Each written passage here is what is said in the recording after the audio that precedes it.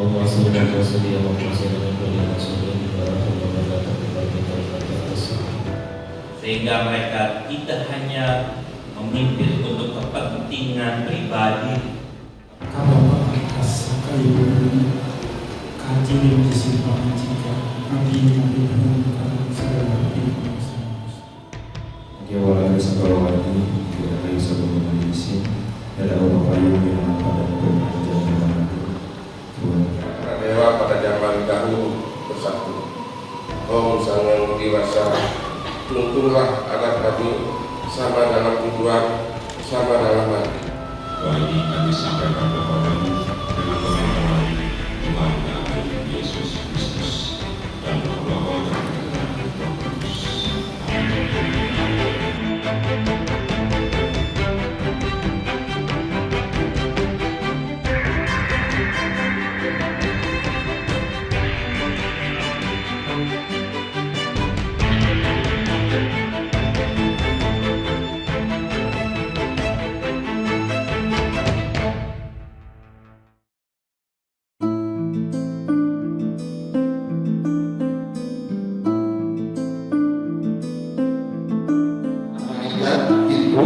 Dari Katolik, dari Kristen, mungkin teman-teman yang lain ini akan kembali dihadapkan dengan kondisi pilihan. Pilihannya apakah kita mau menggunakan hak politik kita atau tidak. Hak politik kita untuk menentukan maju atau bahkan mungkin bisa jadi mundurnya sebuah daerah tergantung kita semua lewat 5 menit keputusan kita di bilik suara. Nah, itu akan ditentukan oleh kita semua pada 27 November. Jadi bukan hanya warga Jawa Barat, seluruh Indonesia ada pilkada serentak. Di Jawa Barat itu sendiri kita akan memilih gubernur, juga akan memilih bupati atau wali kota tergantung kabupaten kotanya. Kalau tinggal di kota Cimahi berarti memilih gubernur dengan wali kota Cimahi. Tinggal di kota Bandung berarti memilih gubernur dengan wali kota Bandung. Jadi ada 2 pemilihan yang akan kita pilih, yang akan kita tentukan pada 27 November. Yang paling memang dijadikan ini adalah hoax Bapak Ibu. Gorengan, karena sekarang mah zamannya zaman gorengan, betul nggak? Nggak apa-apa kalau saya sedikit agak pakai bahasa Sunda. Pilih gitu, pilih juga cerita bahasa Sunda, balik dong kalau minta kayak atas. Ada translate-nya ya. Ya takutnya saya ada adukan yang kemudian bahasa Sunda. Nah, jadi sahabat-sahabat, bahwa dalam dunia politik atau dalam ruang demokrasi ini sebetulnya kan pada dasarnya kita ada 3 argumen yang kemudian kita harapkan dalam ruang pemilu atau pemilihan ini. Apa tuh 3 argumen pentingnya? Dalam ruang ini itu adalah untuk memilih para pemimpin yang kemudian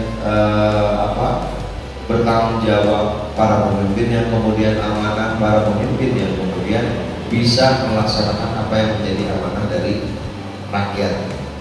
Rakyatnya siapa? Tidak terbatasi oleh agama, tidak terbatasi oleh suku, tidak terbatasi oleh budaya, tetapi seluruh rakyat Indonesia. Negara kita ini adalah negara yang menganut sistem pemerintahan yang demokratis. Demokrasi yang kemudian dianut oleh kita adalah demokrasi Pancasila, di mana tujuannya sendiri adalah tadi, kan demokrasi itu berasal dari bahasa Yunani ya, kaitan dengan menerapkan pemerintahan yang tentunya berbasis kerakyatan. Karena dalam Undang-Undang Dasar 45 juga sudah jelas termaktub bahwa yang berkuasa tertinggi itu siapa? Rakyat Indonesia. Satu semuanya. Tidak terbatasi oleh suku, tidak terbatasi oleh agama, kepercayaan, tidak terbatasi oleh itu. Semuanya Jadi ketika ada isu Raja Jawa paling jago, nggak ada. Semuanya juga yang jago itu adalah masyarakat kita, semuanya. Nah, kemudian proses demokrasi ini juga sebagai perwujudan atau perlindungan hak asasi manusia. Maksudnya gimana?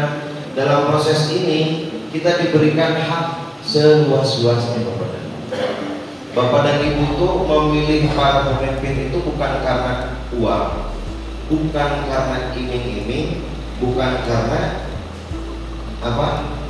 intervensi. Misalnya ada beberapa kejadian karena intervensi, perbedaan atau kaum minoritas atau gimana. Ini tidak bisa seperti itu. Tapi dalam ruang ini dijaga haknya. Maksudnya apa? Makanya kemudian pemilihannya itu sendiri dilakukan dalam bilik suara, tidak secara terbuka. Dilakukan secara rahasia. Nah kalau misalnya terbuka mah jadi ketahuan kan? Kalau misalnya terus kemudian membangun masyarakat yang adil dan inklusif. Itu menjadi salah satu tujuan dari demokrasi. Maksudnya gimana? Tidak ada kemudian sekarang ada yang lebih eksklusif di antara kita. Misalnya pada di sini mah banyaknya agama ini misalnya harusnya banyak ini enggak. Tetapi kemudian diatur melalui regulasi sehingga dapat mewujudkan yang namanya keadilan dalam kemudian mencegah penyalahgunaan kekuasaan. Dalam proses ini karena kekuasaan tertinggi ada di tangan masyarakat, dalam proses ini coba sebetulnya kita ini bukan kita yang kemudian membutuhkan mereka yang akan memimpin negara, tetapi mereka yang membutuhkan kita. Betul apa betul? Karena apa? Yang kita itu tidak memilih atau mengikuti pilihan mereka, tapi kita yang memilih mereka. Misalnya saya ini sebagai calon kan dipilihnya oleh Bapak dan Ibu, betul nggak? Bukan saya memilih Bapak dan Ibu, bukan saya ngajak Bapak dan Ibu, tapi saya dipilih oleh Bapak dan Ibu. Jadi gimana? Kekuasaan itu ada di tangan Bapak dan Ibu. Nah dalam hal ini tentunya juga tujuannya adalah mencegah penyalahgunaan kekuasaan. Kalau sampai jadi nanti dia ketika berkuasa, kita pun bisa mengkoreksi mereka. Contoh kalau di Cimahi kan ada ya yang kemudian wali kota sekolah. Di kota Bandung kan ada yang kemarin gitu kan mengganti yang meninggal, kemudian malah sekolah. Saya sengaja berbicara seperti ini supaya kemudian kita sama-sama mempunyai pemikiran bahwa kekuasaan itu milik kita. Kalau mau koreksi mereka. Karena apa? Ya kita punya fungsi itu. Bisa melalui legislatif, bisa langsung kita kepada mereka.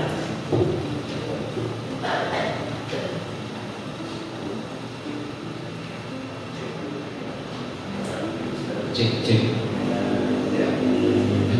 Nah, terus kemudian mendorong pembangunan ekonomi dan sosial ini sudah jelas dan meningkatkan akuntabilitas dan transparansi. Kemarin ini penyelenggaraan proses pemilu sudah makin transparan. Maksudnya gimana? Tidak ada seperti dulu hanya di TPS saja. Naiknya angka itu tidak jelas. Kalau sekarang mah lebih transparan penyelenggaraannya. Maksudnya gimana? Orang bisa kemudian ngesut kondisi di ini hanya di kotak di bilik suara saja yang kemudian tidak terpublikasi. Orang bisa ngesut kondisi di TPS gimana. Orang bisa mengetahui bagaimana kemudian hasilnya. Orang bisa kemudian mencermati akurasi hasilnya tersebut. Nah ini dalam ruang demokrasi ini sudah kemudian dicoba, di mana kedepannya itu juga tentunya akan mendorong para pemimpin negeri ini yang tentunya bisa mempertanggungjawabkan dan lebih transparan terhadap pembangunan yang akan dilakukan oleh para pemimpin negeri.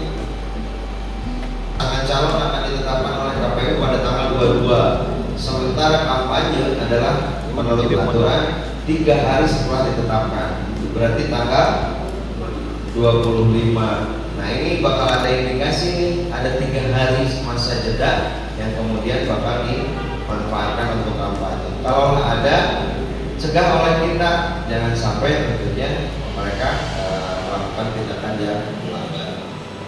Atau kalau ada, laporkan ke pengawas pemilu.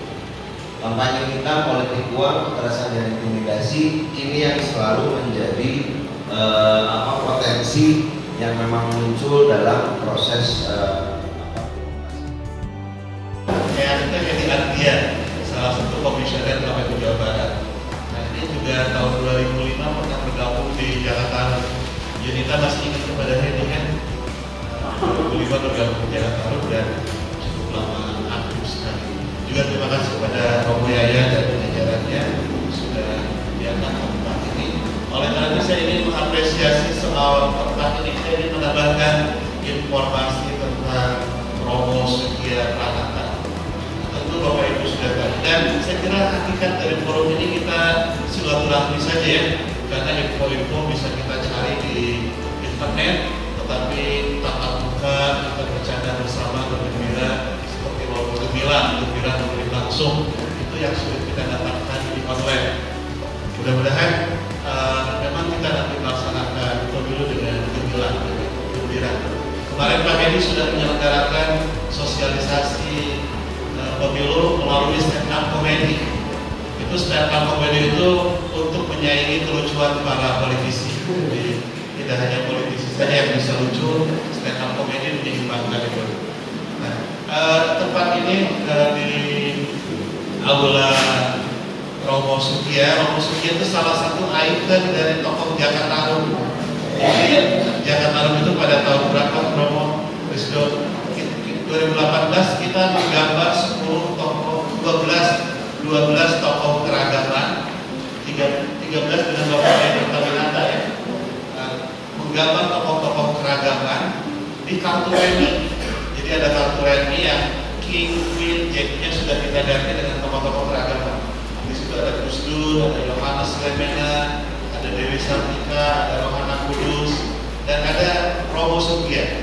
Jadi kalau ibu bapak pegang kartu remi itu, insya Allah bawaannya tidak berjudi tapi berdoa karena melihat tokoh-tokoh keragaman Indonesia. Kenapa gambar saya dan Wisdo belum muncul? Karena kami belum meninggal. Itu khusus sudah meninggal. Nah, kartu remi itu pernah dibeli oleh pemerintah Swiss berapa ya? 200 eksemplar. Karena itu misalnya jadi bahan ajar untuk mengajarkan keragaman. Nanti jadikan contoh. Romo Setia itu Romo pribumi orang Semarang yang gambarnya pernah kita lukis, sosoknya pernah dikaji, dan filmnya pernah didiskusikan. Romo Setia itu Romo yang tadi kata Romo Yaya bilang membuat surat kepada Vatikan dan melobi negara-negara Eropa untuk mengakui kemerdekaan Indonesia. Karena syarat Indonesia itu merdeka, juga negara-negara lain harus ada pengakuan dari negara lain. Nah, Romo Setia itu melakukan lobby internasional untuk mengakui kemerdekaan Indonesia. Romo Setia meninggal di dalam pesawat ya, dan sebelum jenazahnya sampai di Indonesia, Bung Karno sudah bilang angkat Romo Setia menjadi pahlawan. Biasanya sosok pahlawan itu butuh waktu karena di Kementerian Sosial itu ada satu tim yang mengkaji ulang bagaimana peran seseorang untuk diangkat menjadi pahlawan. Tapi Romo Setia sebelum jenazahnya datang ke Indonesia sudah diangkat menjadi pahlawan oleh Bung Karno. Romo Setia lah yang bilang kepada kita bahwa kemanusiaan itu satu. Jadi kalau ada kejahatan, itu semuanya merasakan efek dari kejahatan. Apapun agamanya kalau dicubit sakit, apapun agamanya kalau kebanjiran basah, apapun agamanya kalau negeri ini berperang-perang menjadi kerugian. Saya pernah mengkritik seorang Katolik yang bilang begini, di teman-teman Islam kan ada problem ada satu ormas yang sering melakukan kekerasan dulu ya. Sekarang ormas sudah bubar. Saya juga akan bilang nama ormasnya tapi inisialnya FNI. Nah, kalau ada orang yang bilang itu kan problem umat Islam, tidak hanya problem umat Islam.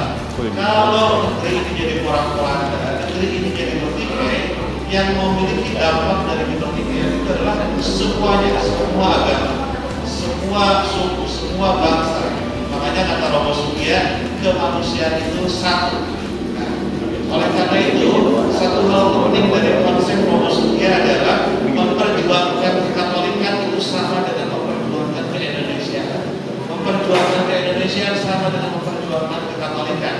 Itu berarti equal juga. Menjaga Indonesia artinya menjaga Islam. Menjaga Indonesia artinya menjaga Buddha. Menjaga Indonesia artinya menjaga kepercayaan. Karena kalau Indonesianya hancur seperti di Suriah, maka kita tidak bisa beragama secara aman dan nyaman. Sehingga menjaga Indonesia untuk tidak bertikai, untuk tidak terpecah belah, itu adalah kebutuhan semua agama. Oleh karena itu Romosugia bilang, aku ini 100% Katolik, juga 100% Indonesia. Nah, kita semua bisa bilang, saya ini 100% Kristen, 100% Indonesia. Saya ini 100% Mahayat, 100% Indonesia. Saya ini 100% Hindu, 100% Indonesia. Tapi jangan sekali-kali bilang, saya 100% Indonesia, tapi 200% Islam. Itu overdosis. Nah, dari overdosis itulah sering terjadi yang namanya politik identitas, di mana satu kelompok merasa dirinya paling mayoritas sehingga merasa penting untuk memiliki privilege. Sehingga kalau yang tidak milik seagama nanti jenazahnya tidak akan dikuburkan. Tapi jenazah bilang nggak apa-apa, saya jalan sendiri ke kuburan. Nah, kalau jenazah jalan sendiri ke kuburan kan yang mereka semua agama sudah beda. Nah, konsep Romosugia juga membuat kita penting bahwa beragama yang baik itu bernegara yang baik.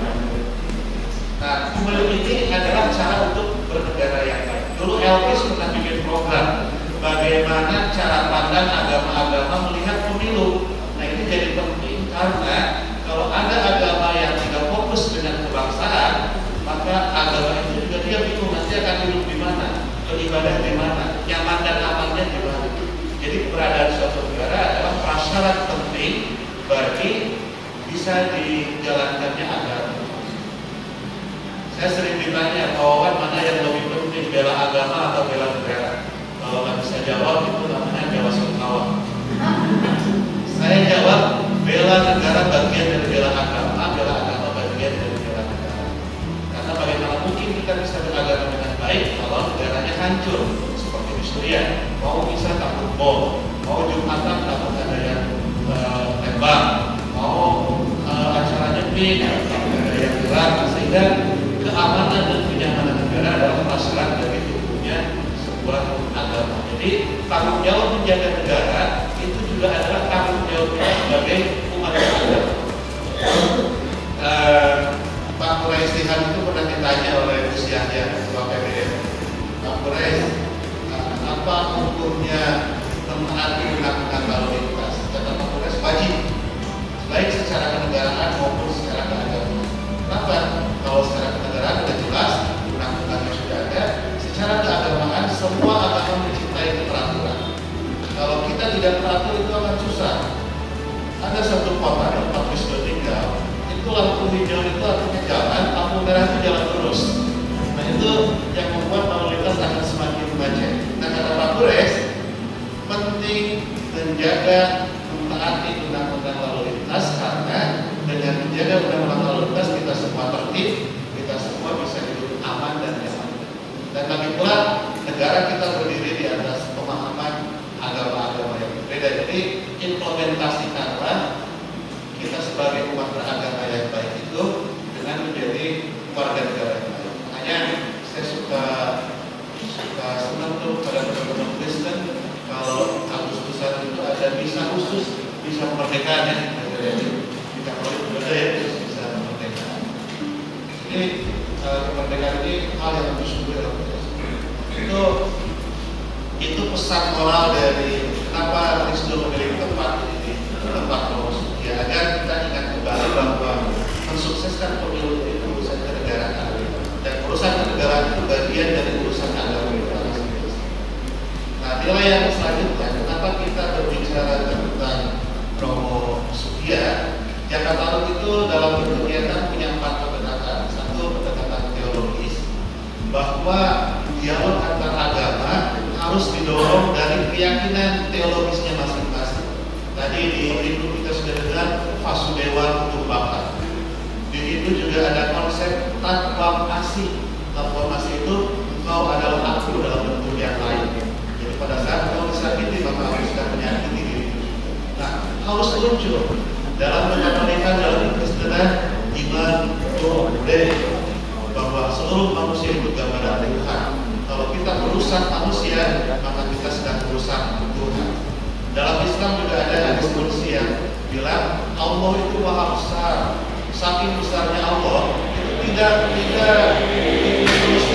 bisa menampung kebesaran Allah. Tapi Allah bisa tertampung dalam hati seorang manusia. Jadi kalau kita menyakiti hati seseorang, kita sedang menyakiti rumah Tuhan. Nah, itu hal-hal itu harus muncul. Itu pendekatan teologis. Yang lainnya pendekatan media, pendekatan budaya, dan satu lagi pendekatan nasionalisme. Jadi dalam pendekatan nasionalisme jelas Pak Henry ini mandat organisasi Jakarta. Jadi kalau KPU dalam hal ini mengajak kerjasama Jakarta itu sudah benar dan kebenaran harus dilanjutkan. Dibikinlah sosialisasi selanjutnya dengan teman-teman Jakarta. Ya, diperbaiki. Nah, kemudian Jakarta juga sering mengangkat tokoh-tokoh yang tidak dibicarakan. Kita pernah 1 tahun itu mengangkat diskusi tentang, karena kan begini, takut ada dominasi satu kelompok bahwa negara ini sebelum benderanya dikibarkan ada fatwa dulu dari Habib. Ini jadi seolah-olah negara ini milik kelompok tertentu. Nah, makanya di Jakarta kita diskusi tentang Mama Mei Kartawinata yang punya peran dalam pemerintahan. Kita angkat Romo Sudaryo, kita angkat Yohanes Hermina, kita angkat F.Y.P. Kita juga pernah angkat Dewi Sartika. Nah, ini untuk mengatakan kepada publik bahwa negara ini milik kita bersama, bukan satu part saja. Jadi ada orang Kristen yang berjuang. Di Medan ada Hesenthal itu yang mulai perjuangan Indonesia dengan menulis surat kabar di tahun 1906. Jadi suara dari kami dari Forum Dialog Lintas Agama ini mungkin ingin mengingatkan kita semua bahwa Indonesia itu milik semua agama. Indonesia itu milik kita. Jadi teman-teman muda di sini harus percaya diri bahwa kita ini pemilik negara. Apalagi tadi bahwa kita ini negara demokrasi, kedaulatan berada di tangan kita. Jadi kalau teman-teman pas ada pacar kasih jam tanya, kamu pelamar saya punya apa? Bilang saya punya negara. Sekarang saya negara ini kemana? Atau kalau agak global sedikit, kamu malah milik saya satu-satunya dan negara ini. Jadi kami ingin mengingatkan bahwa negara ini milik kita semua tidak kontrak. Jadi teman-teman punya hak penuh atas keberlangsungan negara ini. Itu maknanya kita negara. Mengapa dana pendidikan 20% yang sekarang malah ada update terbaru bahwa 20% itu akan terbagi lagi, malah akan dikurangi? Mengapa tidak ada dana untuk pendidikan politik bagi masyarakat? Jadi mereka itu dibawa ke Jakarta dengan transport, makan, dan lain-lain ditanggung. Apakah itu termasuk money politik? Kategori politik ada beda halnya. Sebetulnya hakikatnya itu masuk kategori politik. Hakikatnya masuk kategori politik. Nah, di kita kulturnya itu sudah mendarah daging pola-pola seperti itu. Saya kemarin banyak diskusi dengan para caleg gagal. Mereka itu mengaku merasa ditipu oleh rakyat. Saya itu kurang apa? Kalau datang di situ warung itu gratis, warga itu nggak ada yang bayar kalau saya datang di situ. Tapi di situ suara saya tidak ada satupun. Jadi yang nipu itu bukan saya, warga yang nipu itu. Jadi saya jadi ini kebetulan ada buku yang ditulis oleh Tony Foucault, judulnya Mirror of Man, cermin manusia. Dia membuat hasil penelitian bahwa manusia itu dibentuk oleh faktor nutur dan natur. Nutur itu lebih ke karakteristik pribadi individunya, natur itu lebih kepada budayanya. Ya.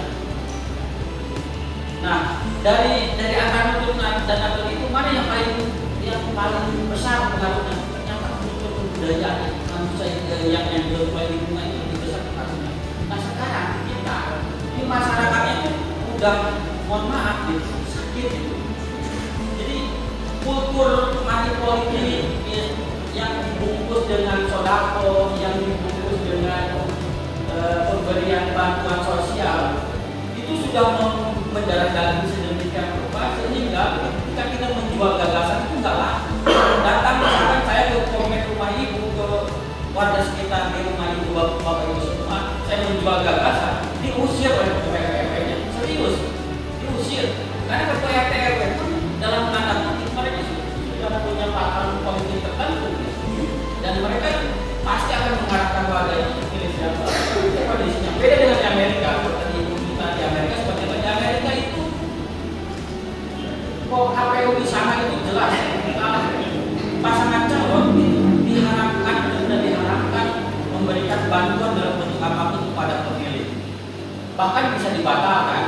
Itu di Amerika seperti itu. Nah di kita, karena di Amerika disebutnya vote buying, ya. Ada upaya untuk membeli. Menginginkan pemimpin yang inklusif, bisa enggak difasilitasi? Bagaimana sih kita mau mengecek?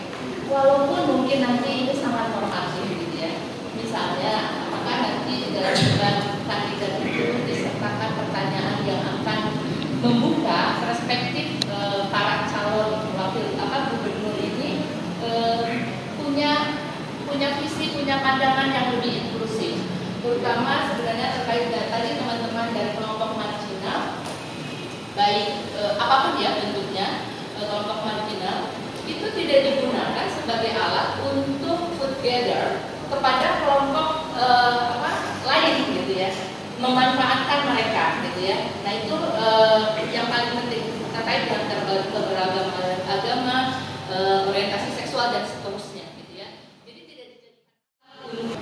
Bagaimana caranya kita bisa menyentuh teman-teman marginal atau teman-teman yang dianggapnya paling pinggir itu untuk kembali percaya. Karena kalau ngomongin tadi politik uang dan sebagainya, saya selalu bilang sama mereka,